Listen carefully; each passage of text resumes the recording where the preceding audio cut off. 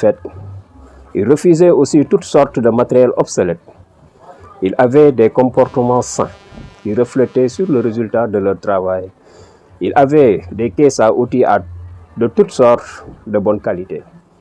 Quand ils se rendaient à leur lieu de travail pour installer des galvas, ils avaient leur caisse à outils avec toutes sortes de clés de dimension et autres outils de plomberie au moment d'installer du chalumeau à gaz, cintreuse, pince à gaz, tout modèle.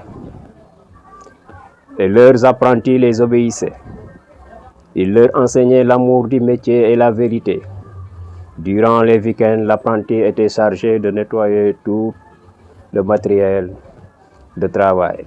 Ils avaient l'habitude durant leur travail que si un gâtait le travail d'un autre, ils étaient automatiquement avertis à temps pour éviter tout désagrément.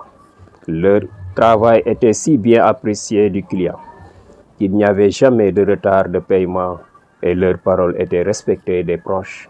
Un de leurs proverbes disait: si quelqu'un a la diarrhée et qu'il ne court pas, ne le suit pas.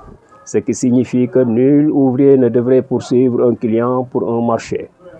Car si tu fais du bon travail, ce dernier te le proposera.